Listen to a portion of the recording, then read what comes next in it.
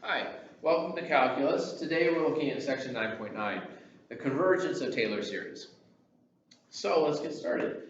To start with, we need to talk about something called Taylor's formula. Basically, Taylor's formula truncates a Taylor series, cuts it off, and puts a remainder at the end.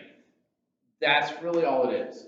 So for a function f of x at x equal to a, we write the function as f of a plus f prime of a times x minus a plus f double prime of a over 2 factorial x minus a squared all the way out to the nth derivative of f at a over n factorial times x minus a to the n plus this remainder term, r sub n of x, where the remainder is equal to the n plus 1 derivative at c, all divided n plus 1 factorial times x minus a to the n plus 1 for some c between a and x. Now, that's not terribly useful because what the heck is this c even going to be? But we can help ourselves out, and we'll see in just a minute that we can really do some good work with this remainder here. So in other words, our function is going to be able to be written as p sub n of x plus r sub n of x, where if you remember, p sub n of x is the Taylor polynomial of nth order, and then the remainder that goes with it. And so what we know is that if that remainder goes to 0, so we're looking at the tail of the Taylor series. If that goes to 0 as n goes to infinity, then the Taylor series is going to converge to our function. And we can actually then write that the function is equal to that sum from k equals 0 to infinity of the kth derivative of f evaluated at a divided by k factorial times x minus a all raised to the k power. Now, for the remainder, and making this a little bit more useful for us, maybe possibly, we can do some estimation. So for that, we can say if there exists a number m that has to be positive, and it meets the criteria that this m is bigger than or equal to the n plus 1th derivative of f at t for any t between x and a. So remember, we're looking at these x minus a's. So any t that's in that little tiny interval, then the remainder satisfies that it has to be smaller than or equal to m times the absolute value of x minus a to n plus 1 all over n plus 1 factorial. So let's get some more stuff on the board, and we'll see if we can put this to use.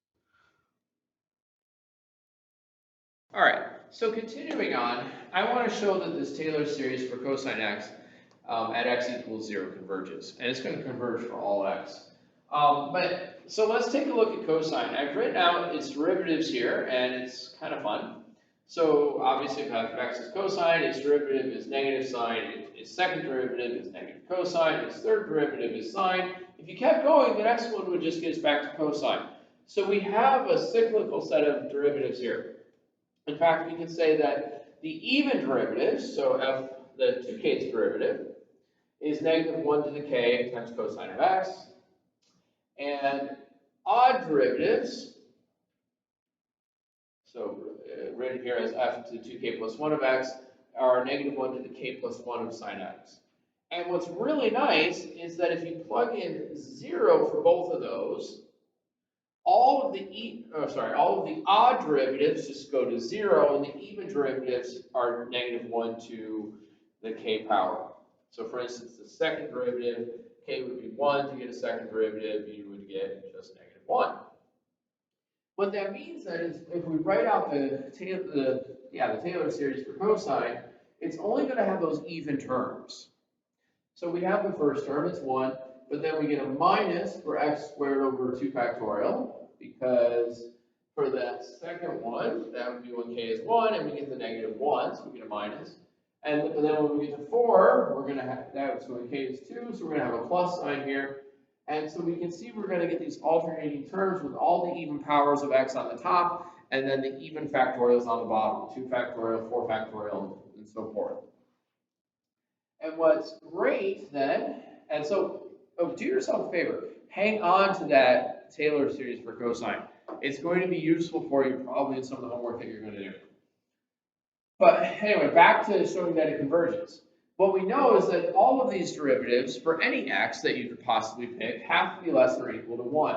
And we're going to call that our m. So if you remember, we had that formula just a minute ago for error. they have to all be smaller than or equal to m, which means that the remainder term that you would put at the end of this is always less than or equal to 1 times the absolute value of x, because again we're at 0, so x minus 0, to the 2k power, all over 2k plus 1 factorial. And if you go back a little ways in your book, you can find this limit right here. The limit as k goes to infinity of this mass, basically, is actually 0. And that's what we were trying to show. We were trying to show that our remainder has to go to 0. And so as we go farther and farther out, these k values get bigger. This whole thing goes to 0, forcing our remainder to go to 0. And so we know that cosine converges. Now, just so we have it, here is the Taylor series for sine. It's worked out basically the same way that we did with the cosine one over there, but you have it now, and you can feel free to use it. Sine of x is equal to x minus x cubed over 3 factorial plus x to the 5th over 5 factorial. You'll notice it's the odd powers on x this time over the odd factorials, still alternating signs between positive and negative. And the reason this comes, or well, one reason this can come in handy is, let's say we wanted to do this one. Find the first few terms of the Taylor series for x squared sine x. And so if you had to do this by taking derivatives and plugging in numbers, it would really be messy. But since we know the Taylor series for sine x, we had it up there, we can just do x squared times the Taylor series. And that works out really, really well for us. So feel free to take advantage of that lovely little shortcut. All right, I've got one more problem here dealing with some estimating error. And yeah, let's get it on the board. All right, so I want to look at e to the x near x equal to 0. X equal to 0 is a really nice value because, of course, anything to the 0 power is 1. So the Taylor formula, P4, would be 1 plus x squared over 2 plus x cubed over 6 plus x to the 4th over 24, because, of course, all the derivatives of e to the x are itself, and if you plug in your zeros, you always get 1.